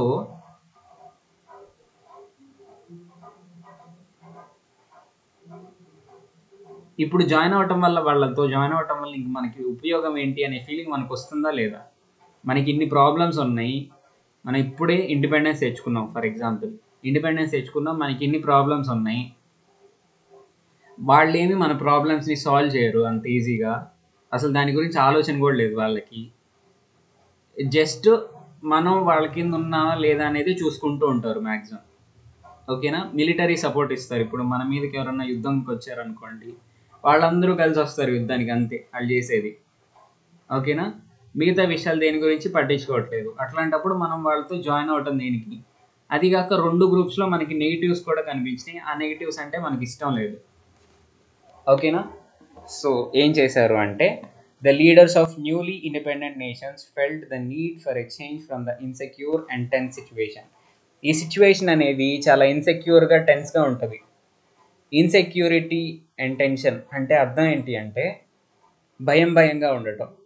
కొత్త కంట్రీకి ఎట్లా ఉంటుంది అంటే, నా దగ్గరికి రామని వాళ్ళు, నా దగ్గరికి రామని వీళ్ళు అంటూ ఉంటారు. ఇప్పుడు ఒకళ్ళ దగ్గరికి వెళ్తే ఇంకొకరితో ఇబ్బంది వచ్చే అవకాశం ఆబ్వియస్లీ ఉంది. రేపు ఎప్పుడన్నా అవసరం అయిద్దేమో ఫ్యూచర్లో అనే థాట్ వస్తుంది. నెక్స్ట్ది ఏంటి అంటే, అసలు దేంట్లో జాయిన్ అవ్వకుండా కాసేపు మెదలకుండా ఉంటే వాళ్ళు వింతగా చూస్తారు. ఎంతసేపు అడిగినా రావట్లేదు ఏంటి, జాయిన్ అవ్వట్లేదు ఏంటి మనతో పాటు అని. ఓకేనా? సో ఆ సిచ్యువేషన్ చాలా దారుణంగా ఉంటుంది చూడటానికి. మీరే అర్థం చేసుకోండి ఒకసారి. 2 గ్రూప్స్ క్రియేట్ అయినాయి అనుకోండి మీ క్లాస్లో, అండ్ మీకు దేంట్లో జాయిన్ అవ్వాలో అర్థం కాక అట్లా ఉన్నారు కాసేపు, కొంచెం లేట్ చేశారు, ఎంత ప్రెషర్ పెడతారు వాళ్ళు కానీ వీళ్ళు కానీ మీ మీద. సో ఆ సిచ్యువేషన్ చాలా టెన్స్డ్గా ఉంటుంది మనకి. ఓకేనా? సో ఈ ఇండిపెండెంట్ నేషన్స్ ఏవైతే ఉన్నాయో, కొత్తగా ఇండిపెండెన్స్ వచ్చిన నేషన్స్ కూడా ఇట్లా ఫీల్ అయినాయంట. సో సిచ్యువేషన్ అనేది ఇట్లాంటి కంట్రీస్కి మనకి జాయిన్ అవ్వకూడదు రెండిట్లో జాయిన్ అవ్వకూడదు అనే కంట్రీస్కి సిచ్యువేషన్ కొంచెం బాగుండదు. దీన్ని చేంజ్ చేయాలి మనం, వాళ్ళు కూడా సెక్యూర్గా ఫీల్ అయ్యేటట్టు చేయాలని చెప్పేసి. So in 1955 at Bandung in Indonesia a conference was held. ఈ విషయాలన్నీ డిస్కస్ చేసుకోవడానికి ఇండోనేషియాలో బాంటంగ్లో 1955లో ఒక కాన్ఫరెన్స్ని కండక్ట్ చేశారు. It was the first Asio African conference represented by 29 nations. First Asio African conference అంట, అంటే ఏషియన్ కంట్రీస్, ఆఫ్రికన్ కంట్రీస్ కలిసి పార్టిసిపేట్ చేసిన ఫస్ట్ కాన్ఫరెన్స్ అది. Represented by how many nations? 29 nations represent చేసినాయంట. దాంట్లో ఈ కాన్ఫరెన్స్కి 29 నేషన్స్ వచ్చినాయంట. The most important leaders of this conference were Pandit Jawaharlal Nehru, the Prime Minister of India, Gamal Abdul Nasser, the leader of Egypt, and Joseph Broz Tito, the leader of Yugoslavia. Pandit Nehru was acknowledged as the chief spokesperson. Main leaders ఎవరు అంటే ఈ కాన్ఫరెన్స్లో ఇండియాకి సంబంధించిన Nehru and Nasser of Egypt and Tito of Yugoslavia. ఈ spokes person అంటే head లాగా ఉండి మాట్లాడుతూ ఉంటాడు, ఆ ప్రోగ్రామ్ రన్ అయ్యేటట్టు చూస్తూ ఉంటాడు. ఓకేనా? ఆ స్పోక్స్ పర్సన్ లాగా ఎవరున్నారు అంటే ఒక కాన్ఫరెన్స్కి చెప్పండి ఎవరున్నారు? పండిట్ జవహర్లాల్ నెహ్రూ ఉన్నారు. ఎక్నాలెడ్జ్డ్ అంటే అర్థం ఏంటి అంటే, అందరూ కలిసి ఆయన్ని స్పోక్స్ పర్సన్ లాగా పెట్టారు అని అర్థం ఇక్కడ sentence meaning. It paved the way for non alignment moment. ఈ కాన్ఫరెన్సే నాన్ అలైన్డ్ మూమెంట్కి ఒక దారిని చూపించిందంట. Thus, non-alignment was established as an international organization with an aim to promote cultural and economic cooperation among the newly independent countries of Asia, Africa and later Latin America. So, starting లో అసలు దీని main aim ఏంటి అంటే, cultural and economic cooperation ఉండాలి, గొడవలు ఉండకూడదు, cultural cooperation ఉండాలి, tolerance ఉండాలి. టాలరెన్స్ అంటే మనం మాట్లాడుకున్నాం, గుర్తుందా? టాలరెన్స్ అంటే ఏంటి, ఇంటాలరెన్స్ అంటే ఏంటి, లేకపోతే చెప్పండి ఇంటాలరెన్స్ అంటే ఏంటి, గుర్తెచ్చుకోండి కొంచెం. కారణం లేకుండా ఏంటమ్మా క్లియర్గా చెప్పు, ఇబ్బంది లేదు, గట్టిగా చెప్పాలి అనిపించింది. అంటే కారణం లేకుండా ఫైట్ చేయడం అన్న. అది ఒక రకంగా. ఇంకెవరైనా చెప్తారా? ఫాస్ట్గా చెప్పండి, కొంచెం టైం లేదు. ఇంటాలరెన్స్ అంటే ఏంటి? అంటే వేరే వాళ్ళకి అన్విల్లింగ్నెస్. ఒప్పుకోవడం కాకుండా, అంటే వాళ్ళని అంటే ఏదైనా చెప్తే వాళ్ళకి ఒప్పుకోకుండా ఉండడం. అదేం కాదు. అసలు ఇంటాలరెన్స్ అంటే దేనైనా భరించకపోవడం సార్. భరించకపోవటం అండ్ ఇష్టం లేకపోవటం. వాడంటే నాకు ఇష్టం లేదు, కానీ అసలు ఎందుకు ఇష్టం లేదు కారణం ఉండదు. మళ్ళీ మేబీ వాళ్ళ కల్చర్ వల్లేమో. ఇప్పుడు మనం మాట్లాడుకుంటూ ఉంటాం సాధారణంగా, పక్క కంట్రీ వాళ్ళు ఫ్రాగ్స్ని పాముల్ని అవి తింటారు కాబట్టి మనకి ఇష్టం ఉండదు. ఒక మనిషి వచ్చాడు అనుకోండి ఆ కంట్రీలో నుంచి, అదో రకంగా చూస్తాం, మనిషిని దూరంగా పెడతాం. బట్ ఎట్ ద ఎండ్లో చూసుకుంటే మనం ఇద్దరం మనుషులమే యాక్చువల్గా. ఇప్పుడు మన పరిస్థితి, మనకి బాగా కరువు వచ్చి అక్కడ ఒక పురుగు కనిపించినా నోట్లో వేసుకుంటాం. ఇప్పుడు చెప్తే అది చాలా చండాలంగా ఉంటుంది, కాకపోతే అప్పుడు నిజంగా ఆ సిచ్యువేషన్ వచ్చినప్పుడు ఒక హ్యూమన్ బీయింగ్ చేసేది ఏంటి అంటే అదే, ఏది కనిపించినా తినేస్తాడు ఆకలికి. ఓకే, సో అనవసరంగా వాళ్ళ కల్చర్ వల్ల మనకి వాళ్ళంటే ఇష్టం లేకుండా ఉంటుంది. ఆ కారణంగా అసలు థాటే లేదు, అన్ఎడ్యుకేటెడ్గా బిహేవ్ చేస్తూ ఉంటాం. సో దాన్ని ఇంటాలరెన్స్ అంటాం. ఓకేనా? లేకపోతే వాళ్ళ కలర్ బేస్ మీద వాళ్ళంటే మనకి ఇష్టం ఉండదు, వాళ్ళ కళ్ళు ఇట్లా ఉంటాయని చెప్పేసి మనకి ఇష్టం ఉండదు అని చెప్తాం. ఇట్లాంటి వాటిని ఇంటాలరెన్స్ అంటాం. ఓకేనా? సో కల్చరల్ కోఆపరేషన్ అంటే అర్థం ఏంటి అంటే ఈ ఇంటాలరెన్స్ అనేది తీసేయడం, ఒకళ్ళ కల్చర్ని ఒకళ్ళు అర్థం చేసుకొని రెస్పెక్ట్ చేయడం.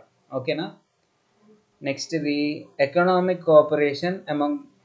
ఈ కల్చరల్ కోఆపరేషన్తో పాటు ఎకనామిక్ కోఆపరేషన్ కూడా ఉండాలి. ఎందుకంటే చాలా ఈ కొత్తగా ఫామ్ అయిన కంట్రీస్ అన్నీ కూడా చాలా పువర్గా ఉంటాయి. సో ఒకరికి హెల్ప్ కావాల్సినప్పుడు ఇంకొకరు హెల్ప్ చేయగలగటం, దీన్నే ఎకనామిక్ కోఆపరేషన్ అంటాం.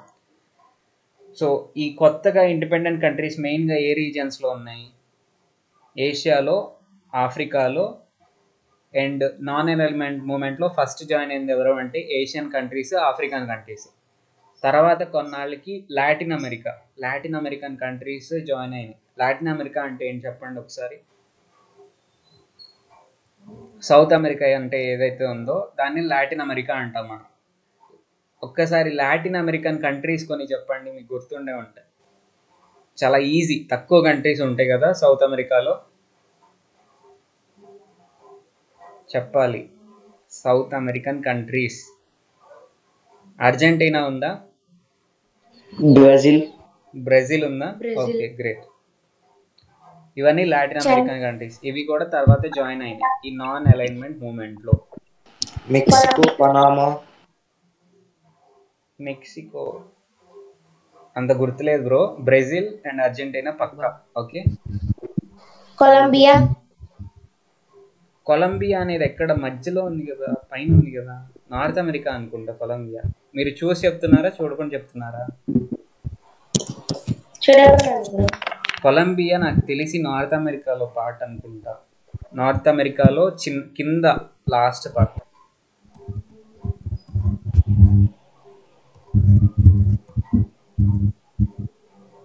సౌత్ అమెరికానే అంట. ఓకే, కొలంబియా అనేది సౌత్ అమెరికాలోనే ఉంది. సారీ.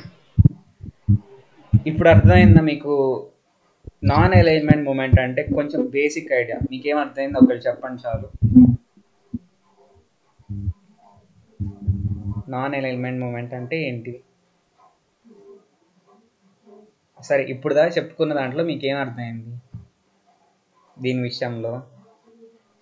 వరల్డ్ అనేది 2 పార్ట్స్ గా డివైడ్ అయిపోయింది. ఒకవైపు ఏమో ఇట్లా కొన్ని కక్షలు ఉన్నాయి, కొన్ని వైపు ఒకలా ఉన్నాయి. అలా ఏ దేశాలు ఇండిపెండెంట్ అయిన దేశాలని ఏ వైపు వెళ్తారని అడిగితే ఈ దేశాలని, కొన్ని దేశాలు అనేవి తెలివిగా ఆలోచించి వాటి నిర్ణయం అవి తీసుకొని విడిగా కొత్తగా వాటి దేశాన్ని అవి తయారు చేస్తారు. ఒక దేశాన్ని కాదు, ఇట్లా మేము వీటితో కలవకుండా మేము సపరేట్గానే ఉంటాం, దేంతో కలవకుండా ఉంటాం అని చెప్పి, న్యూట్రల్ పొజిషన్లో ఉంటాం అని చెప్పేసి అనుకున్నారు. దాని విషయంలో కాన్ఫరెన్స్ కండక్ట్ చేసుకున్నారు. దాని నుంచే నాన్ అలైన్మెంట్ మూమెంట్ అనేది పుట్టింది. అంటే నాన్ అలైన్మెంట్ మూమెంట్ అంటే ఫైనల్గా అర్థం ఏంటి అంటే దాంట్లో జాయిన్ అవ్వరు, దీంట్లో జాయిన్ అవ్వరు, వీళ్ళు ఒక గ్రూప్ లాగా ఉండి ఒకళ్ళతో ఒకళ్ళు కోఆపరేట్ చేసుకుంటూ ఉంటారు. ఏ విషయాల్లో? కల్చర్ విషయంలో కానీ ఎకనామీ విషయంలో కానీ. ఓకేనా? ఇది నాన్ అలైన్మెంట్ మూమెంట్. ఈ నాన్ అలైన్మెంట్ మూమెంట్లో ఫస్ట్లో Asia and African countries join అయినాయి, తర్వాత కొన్నాళ్ళ తర్వాత లాటిన్ అమెరికన్ కంట్రీస్ జాయిన్ అయినాయి. The first summit was held at Belgrade in Yugoslavia in September 1961. ఈ నాన్ అలైన్మెంట్ మూమెంట్ వాళ్ళ ఫస్ట్ సమ్మిట్ అంటే ఫస్ట్ ఇక్కడ కాన్ఫరెన్స్ జరిగింది. కాన్ఫరెన్స్ జస్ట్ డిస్కస్ చేసుకోవడం కోసం ఈ కాన్ఫరెన్స్లో నుంచే ఈ నాన్ అలైన్మెంట్ మూమెంట్ అనేది పుట్టింది. ఆ మూమెంట్ స్టార్ట్ అయిన తర్వాత వీళ్ళందరూ కలిసి ఫస్ట్ టైం డిస్కస్ చేసుకున్న దాన్ని మనం ఫస్ట్ సమ్మిట్ అంటాము. ఈ first summit Belgrade in Yugoslavia September 1961లో జరిగింది. It was attended by 25 member countries. అప్పుడు 25 మెంబర్ కంట్రీస్ అనేవి ఉన్నాయి ఎక్కడ, నామ్లో. ఓకేనా, నామ్ అని షార్ట్ ఫామ్లో పిలుస్తాము. By 2012 the membership has grown to 120 countries with 17 observers. Okay,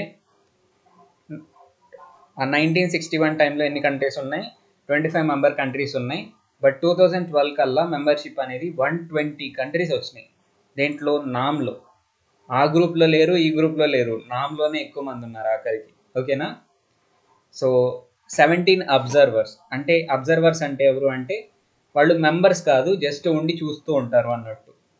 ఓకేనా, the first summit was the culmination of 3 major concerns. Culmination అంటే మిక్స్ అని అర్థం. ఓకే, 3 మేజర్ కాన్సర్న్స్ అనేవి ఫస్ట్ సమ్మిట్లో వాళ్ళు డిస్కస్ చేసుకున్నారు. ఫస్ట్ది ఏంటి అంటే cooperation among the member nations of NAM, most of them who had newly emerged as free countries. అప్పుడే కొత్తగా న్యూగా ఫామ్ అయిన కంట్రీస్ అవి, ఫ్రీడమ్ తెచ్చుకున్న కంట్రీస్. సో వాటి మధ్య కోఆపరేషన్ ఉండాలి అనే దాని మీద మెయిన్ థింగ్ వాళ్ళు డిస్కస్ చేసుకున్న మెయిన్ థింగ్. నెక్స్ట్ది వాళ్ళు డిస్కస్ చేసుకుంది ఏంటి అంటే growing cold war tensions and it's impact on the world at large. Cold war వల్ల ప్రపంచంలో టెన్షన్స్ అనేవి ఎట్లా పెరుగుతున్నాయి, ఈ ప్రపంచంలో ఈ కోల్డ్ వార్ యొక్క ఇంపాక్ట్ ఎట్లా ఉంది అనేది నెక్స్ట్ పాయింట్, వాళ్ళు డిస్కస్ చేసుకున్న నెక్స్ట్ పాయింట్. ఓకేనా, వాటి కోల్డ్ వార్ వల్ల నెగిటివ్స్ ఏంటి అనేది వాళ్ళు డిస్కస్ చేశారు. నెక్స్ట్ది to prevent any of the newly decolonised independent countries from joining any of the military blocs. So second point ఏం డిస్కస్ చేశారు? కోల్డ్ వార్ వల్ల నెగిటివ్స్ ఏంటో డిస్కస్ చేశారు కదా. నెక్స్ట్ వీళ్ళు అనుకుంది ఏంటి అంటే ఈ కోల్డ్ వార్ అనేది పెరిగితే వరల్డ్కి ఇంకా బ్యాడ్ జరుగుతూ ఉంటుంది ఎక్కువ. కాబట్టి ఇప్పుడు కొత్తగా ఇండిపెండెంట్ కంట్రీస్ ఏమైనా వస్తే మన బాధ్యత ఏంటి అంటే వాటిని ఆ మిలిటరీ బ్లాక్స్లో జాయిన్ అవ్వకుండా చూసుకోవాలి అని చెప్పేసి అనుకున్నారు. ఓకేనా, ఈ 3 మెయిన్ ఇష్యూస్ మీద వాళ్ళు డిస్కస్ చేసుకున్నారు. Over the years the NAM helped countries like India to take an independent posture when the 2 superpowers fell apart and pulled countries to their side. ఈ ఏళ్ళు గడిచే కొంది కూడా ఈ సూపర్ పవర్స్ ఏం చేస్తున్నాయి, కొత్త కొత్త కంట్రీస్ అన్నిటినీ వాటి వైపు లాక్కోవటానికి ట్రై చేస్తూ ఉంటే ఇండియా లాంటి ఐడియాలజీ ఉన్న కంట్రీస్, దేంట్లో జాయిన్ అవటం ఇష్టం లేని కంట్రీస్కి నామ్ అనేది కొంచెం సపోర్ట్ అనేది ఇచ్చింది, ఇండిపెండెంట్గా నిలబడే ధైర్యాన్ని ఇచ్చింది. ఓకేనా, it also helped the newly emerging countries to bargain for space and assistance from the super powers by playing one against the other. Newly emerging countries ఏవైతే ఉన్నాయో అవి కొంచెం బార్గెయిన్ అంటే ఏంటి చెప్పండి ఒకసారి తెలుగులో, మీకు తెలిసే ఉండాలి, బేరం ఆడటం. సో వీటి బెనిఫిట్ కోసం, కొత్తగా ఫామ్ అయిన కంట్రీస్ యొక్క బెనిఫిట్ కోసం బేరం ఆడటం మొదలుపెట్టినాయి. ఏంటి, కొత్తగా ఫామ్ అయిన కంట్రీస్ వాటి బెనిఫిట్ కోసం బేరం ఆడుకుంటున్నాయి. వేటితో? సూపర్ పవర్స్తో. By playing one against the other అంటే ఏంటి, నిన్నే చెప్పుకున్నాం. సరే నువ్వు కనుక నాకు ఈ బెనిఫిట్స్ ఇవ్వను అంటే ఆబ్వియస్లీ నేను వెళ్ళి ఆ గ్రూప్లో జాయిన్ అవుతా అంటే అప్పుడు మెదలకుండా ఇచ్చేస్తారు కదా. సో అట్లా బార్గెయిన్ చేయటం మొదలుపెట్టినాయి. To some extent, it also helped to ease tensions among the NAM countries. So, ఈ నామ్ వల్ల, ఈ నాన్ అలైన్మెంట్ మూమెంట్ వల్ల కొంచెం టెన్షన్స్ అనేవి తగ్గినాయి ఈ కంట్రీస్లో. ఈ స్ట్రెస్ అనేది తగ్గింది. స్ట్రెస్ ఉంటుంది అనుకున్నాం కదా కొత్తగా ఫామ్ అయిన కంట్రీకి, ఆ స్ట్రెస్ అనేది తగ్గింది. And even though both the blocks looked at NAM with suspicion, the US regarded the NAM as being closer to the USSR on wider international issues. నామ్ విషయంలో ఈ రెండు పవర్ బ్లాక్స్ కూడా సస్పెషన్తోనే చూసినాయి నామ్ పట్ల, వింతగానే చూసినాయి దానికల్లి. సస్పెన్షన్తో చూడటం అంటే ఏంటి అంటే ఒక్కసారి ఆలోచించండి, వాళ్ళకి అర్థం కాదు నామ్ అంటే ఆబ్వియస్లీ వాళ్ళకి ఇష్టం లేదు. ఎందుకు? వాళ్ళ గ్రూప్స్ పెంచుకోవడానికి వాళ్ళ ఇంట్రెస్ట్ ఏంటి? వాళ్ళ గ్రూప్ని పెంచుకోవటం. ఇప్పుడు నామ్ అనేది థర్డ్ గ్రూప్ లాగా ఫామ్ అయింది కాబట్టి ఆబ్వియస్లీ నామ్ అంటే వాళ్ళకి ఇష్టం లేదు. కానీ ఏం చేయాలో వాళ్ళకైతే అర్థం కావట్లా. నామ్ వాళ్ళు ఏమంటున్నారు, మీకు ఎగెయిన్స్ట్ కాదు, మీకు సపోర్ట్ కాదు మేము అని చెప్పేసి అంటారు. కాబట్టి వాళ్ళని ఏం చేయాలో వీటికి అర్థం కాదు. సో సస్పెషన్తో చూస్తూ ఉంటారు జస్ట్ నామకల్లి అంతే. కాకపోతే రెండు కంట్రీస్ అట్లానే చూసినాయి నామకల్లి. కాకపోతే యుఎస్ ఏంటి అంటే నామ్ అనేది యుఎస్ఎస్ఆర్కి ఎక్కువ సపోర్ట్ ఇస్తుంది అని చెప్పేసి రిగార్డ్ చేస్తూ ఉంటుంది, అంటూ ఉంటుంది. ఓకేనా? దీనికి కారణాలు లేకుండా లేవు. నామ్ చేసిన కొన్ని పనులను బట్టి యుఎస్ఎస్ఆర్కి సపోర్ట్ చేస్తుందేమో అని చెప్పేసి మనకు కూడా అనిపిస్తుంది. ఓకేనా?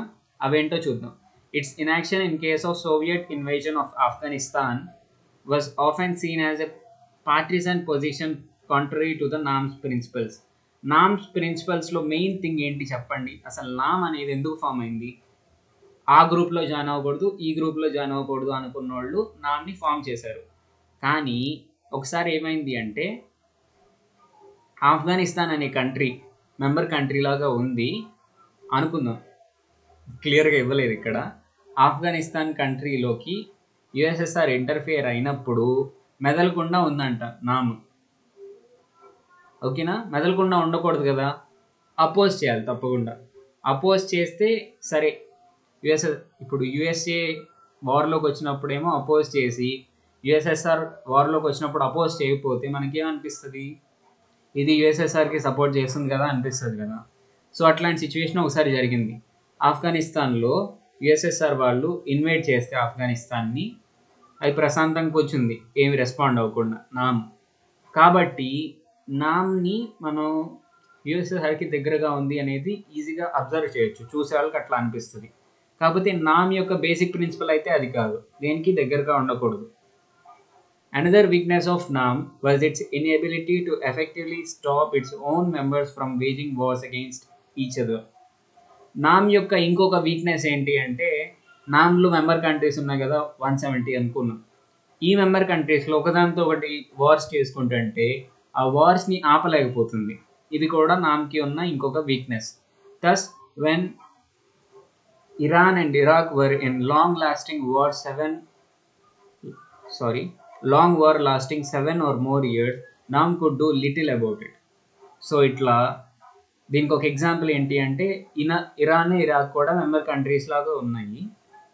అవి రెండు యుద్ధం చేసుకున్నాయి, 7 or more years యుద్ధం చేసుకున్నాయి అంట. దాన్ని ప్రివెంట్ చేయలేకపోయింది, మధ్యలో దూరి ఆపలేకపోయింది. ఓకేనా? NAM could do little about it. ఏం చేయలేదు, పెద్దగా ఏం చేయలేదు దాని గురించి. Despite these limitations, NAM helped the newly independent nations assert their autonomy in international affairs in a world torn between the two superpowers. కొన్ని విషయాల్లో నామ్ ఫెయిల్ అయినా కూడా ఒక చిన్న గోల్ని మాత్రం నామ్ అచీవ్ చేసింది. ఏంటిది? అటానమీని ఇచ్చింది నేషన్స్కి. అంటే ఇంటర్నేషనల్ అఫైర్స్లో యుఎస్ఎస్ఆర్ కిందో యుఎస్ఏ కిందో ఉండటం కాకుండా వాటి డెసిషన్స్ అవి తీసుకునేటట్టు. ఇప్పుడు యుఎస్ఏ గ్రూప్లో జాయిన్ అయ్యారు అనుకోండి వెళ్ళి, ఆబ్వియస్లీ యుఎస్ఏ చాలా ఇన్ఫ్లుయెన్స్ చేస్తుంది మీ మీద. ఓకేనా? యుఎస్ఎస్ఆర్లో జాయిన్ అయితే యుఎస్ఎస్ఆర్ బాగా ఇన్ఫ్లుయెన్స్ చేస్తుంది. సో ఇట్లా ఇన్ఫ్లుయెన్స్ ఉంది అంటే అర్థం ఏంటి? అటానమీ లేదు అని అర్థం. సో అటానమీని అసర్ట్ చేసింది, పెంచింది. ఓకేనా? నేషన్స్ యొక్క అటానమీని ఉంచింది, అట్లానే మెయింటైన్ చేసింది, పోగొట్టలేదు. ఇంతవరకు అర్థమైందా? సో నామ్ యొక్క బెనిఫిట్ ఏంటి? అటానమీని ప్రొటెక్ట్ చేసింది, కంట్రీస్ యొక్క అటానమీని ప్రొటెక్ట్ చేసింది. వాటితో జాయిన్ అయ్యి ఉంటే వాటి అటానమీ అనేది పోయేది, వాళ్ళ ఇన్ఫ్లుయెన్స్ అనేది పెరిగేది, అవుట్ సైడ్ ఇన్ఫ్లుయెన్స్ చాలా పెరిగేది, సోవర్జినిటీ అనేది తగ్గేది. బట్ ఇప్పుడు దేంట్లో జాయిన్ అవ్వము అనే పొజిషన్ రావటం వల్ల వాళ్ళు జాయిన్ అవ్వకుండా ఉంటారు, వాళ్ళ అటానమీ అనేది ఎక్కడికి పోదు, ఉంటుంది. ఓకేనా? ఈ విషయంలో నామ్ అనేది హెల్ప్ చేసింది కొత్తగా ఇండిపెండెంట్ కంట్రీస్కి. ఇంతవరకు అర్థమైందా? ఏమైనా క్వశ్చన్స్ ఉన్నాయి?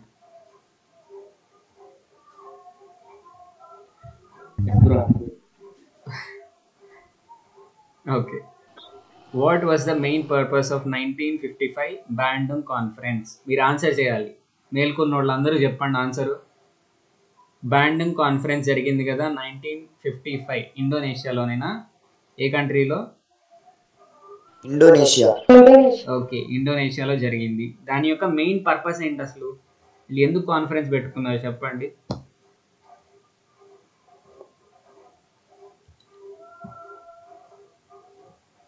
కాన్ఫరెన్స్ ఎందుకు పెట్టుకున్నారు? సౌమ్యకు మాటలు రావట్లేదు ఈ మధ్య అసలు. కోనాదేవి, అంజీ నువ్వు మాట్లాడట్లేదు ఏంటి అసలు? ఒకసారి రెస్పాండ్ అవ్వండి అందరూ. What is the reason for the 1955 conference at Bandung Indonesia? People ని ఫ్రీని ఇన్సెక్యూర్ నుంచి ఫ్రీగా చేస్తామని ఈ కాన్ఫరెన్స్. పర్లేదు, ఇంకొంచెం బాగా చెప్పొచ్చు. ఎట్లా అంటే కొన్ని కంట్రీస్కి ఈ సిచ్యువేషన్ ఉంది, దాంట్లో జాయిన్ అవటం దీంట్లో జాయిన్ అవటం ఇష్టం లేదు. అట్లాంటి వాళ్ళు ఏం చేయాలి అనే దాని గురించి డిస్కస్ చేసుకోవడానికి 1955లో ఈ కాన్ఫరెన్స్ పెట్టుకున్నారు. ఓకేనా? క్లియరా? ఓకేనా? ప్రణయ్ ఒక్కడే ఉన్నాడు క్లాస్లో, ఇంకెవరు లేరు. Okay. How did super powers react for the principles of non alignment? దీనికి ఆన్సర్ చేయండి. మీరు ఏం చేస్తారు ఇప్పుడు? లెసన్ విన్నారు, ఎగ్జామ్లో ఇది వస్తే మీరు ఏం రాస్తారు చెప్పండి ఒకసారి. ఇద్దరికి సస్పీషియస్ గా ఉన్నాయి నా సూపర్ పవర్స్ మధ్య. ఓకే, ఒక్క నిమిషం బ్రో, నేను క్వశ్చన్ తెలుగులో కూడా అడుగుతాను. ఈ నాన్ ఎలిమెంట్ ప్రిన్సిపల్స్ని చూసి సూపర్ పవర్స్ ఎట్లా రియాక్ట్ అయినాయి అని అడుగుతున్నారు. ఓకేనా?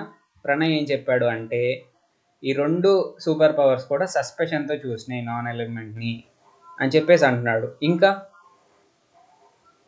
ఇంకా ఎట్లా రియాక్ట్ అయి ఉంటాయి అంటారు చెప్పండి. నామ్ అనేది యుఎస్ఎస్ఆర్కి ఓకే, యుఎస్ఎస్ఆర్కి దగ్గరగా ఉంది అని చెప్పేసి అనుకుంది యుఎస్ఏనేమో. ఇంకా అవన్నీ దాంట్లో ఇచ్చిన ఆన్సర్స్, మీరు కూడా ఓన్గా ఏదైనా చెప్పొచ్చు కదా. నేను ఆల్రెడీ చెప్పాను.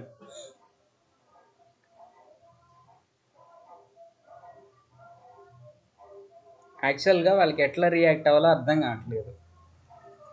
ఎందుకు అంటే ఏమంటుంది, మీకు అపోజ్గా ఉన్నాం అనట్లేదు, మీకు సపోర్టివ్గా ఉన్నాం అనట్లేదు, జస్ట్ న్యూట్రల్ పొజిషన్లో ఉంది. కాబట్టి వాళ్ళకి ఎట్లా రియాక్ట్ అవ్వాలో కూడా అర్థం కాని పొజిషన్లో ఉన్నారు వాళ్ళు సూపర్ పవర్స్. ఓకేనా? Why non align nations were called third world countries? ఈ నాన్ అలైన్ మూమెంట్లో ఉన్న నేషన్స్ ఏవైతే ఉన్నాయో వాటిని మనం థర్డ్ వరల్డ్ కంట్రీస్ అని ఎందుకు అంటాము? ఎందుకంటే ఆ రెండిట్లో దేనికి సపోర్ట్ కాకపోతే అది ఇంకో కారణం ఫామ్ అయినట్లేదు. ఓకే, పర్లేదు. ఇంకా యాక్చువల్ ఆన్సర్ అది కాదు. అప్పుడే ఇండిపెండెన్స్ వచ్చి వాళ్ళు యుఎస్ఏలో జాయిన్ అయిదామా అనుకొని వాళ్ళే న్యూ ఆర్గనైజేషన్ ని ఫామ్ చేసి దాన్ని నామ్ అని పేరు పెట్టుకున్నారు. వాళ్ళని థర్డ్ వరల్డ్ కంట్రీస్ అంటారు. ఇక్కడ క్వశ్చన్ ఏంటో చెప్పనా? వరల్డ్ వార్ తర్వాత వరల్డ్ అనేది 2 parts గా డివైడ్ అయిన తర్వాత ఇక్కడ క్వశ్చన్ మీకు అర్థమైందా? ఒక్క నిమిషం ఆగండి, మీరు ఏదైతే చెప్తున్నారు. క్వశ్చన్ ఏంటి అంటే నామ్లో ఉన్న కంట్రీస్, నాన్ అలైన్డ్ కంట్రీస్ అంటే ఏంటి, నామ్లో ఉన్న కంట్రీస్ని థర్డ్ వరల్డ్ కంట్రీస్ అని ఎందుకు అంటాం అంటుంటే, అవి నామ్లో ఉన్నాయి కాబట్టి థర్డ్ వరల్డ్ కంట్రీస్ అంటాము అంటున్నారు మీరు. ఆన్సర్ అట్లా కాదు. నామ్లో ఉన్న కంట్రీస్ ఏవైతే ఉన్నాయో వాటిని థర్డ్ వరల్డ్ కంట్రీస్ అని ఎందుకు అంటాం? అప్పుడే వాళ్ళు న్యూగా ఇండిపెండెంట్ కంట్రీస్ గా ఫామ్ అయ్యి డెవలపింగ్ లో కూడా కొంచెం చాలా వాటికి నువ్వు 50% కరెక్ట్ చెప్తున్నావు. ఇంకొక పాయింట్ యాడ్ చేయాలి. నువ్వు సుధా అంట, గ్రీష్మ నాగలత చెప్పమ్మా. Yes, sir. So world 2 parts గా డివైడ్ అయింది sir. First one is USA and the second one is USSR. Okay. So USA is the first part and USSR is the second part. అప్పుడు non aligned nations. ఈ third part non కాబట్టి align third nations world. Separate అయ్యాయి కాబట్టి so that is called third world countries. Okay, so USA అనేది first world, USSR second world, ఈ non ఎలిమెంట్లో మూవ్మెంట్లో ఉన్న కంట్రీస్ థర్డ్ వరల్డ్, అంతేనా మీ ఉద్దేశం? Yes sir. ఓకే, యాక్చువల్గా ఆన్సర్ చెప్తున్నా, ఇంకేమైనా ఉన్నాయా? ఇంకెవరన్నా చెప్తారా? ట్రై చేయండి కొంచెం. అట్లా మనకి వాయిస్ ఉంది కదా, మాట్లాడాలి, మన ఒపీనియన్ షేర్ చేయాలి. ఇప్పుడు అలవాటు చేసుకుంటేనే కొంచెం పెద్దయినా బాగుంటుంది. చెప్పాలి. పద్మావతి, సౌమ్య, అంజీ. వరల్డ్ వార్ తర్వాత అప్పుడప్పుడే ఇండిపెండెన్స్ వస్తున్న దేశాలని థర్డ్ వరల్డ్ కంట్రీస్ అన్నారు. ఓకే, ఏదో చేసేసారు అందులోకి. ఇక్కడ ఏంటి అంటే సెకండ్ వరల్డ్ వార్ జరిగిన తర్వాత ఇండిపెండెన్స్ వచ్చిన కంట్రీస్ ఏవైతే ఉన్నాయో వాటిని థర్డ్ వరల్డ్ కంట్రీస్ అంటాం. అర్థమైందా? సెకండ్ వరల్డ్ వార్ జరిగిన తర్వాత ఇండిపెండెన్స్ వచ్చిన కంట్రీస్, కొత్తగా ఫామ్ అయిన కంట్రీస్ ఏవైతే ఉంటాయో వాటిని థర్డ్ వరల్డ్ కంట్రీస్ అంటాం. ఓకేనా?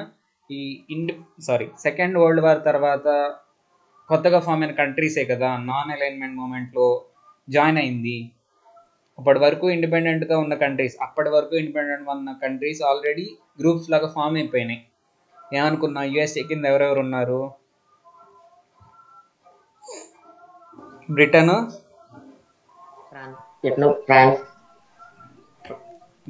ఫ్రాన్స్, ఇంకా వెస్ట్ జర్మనీ.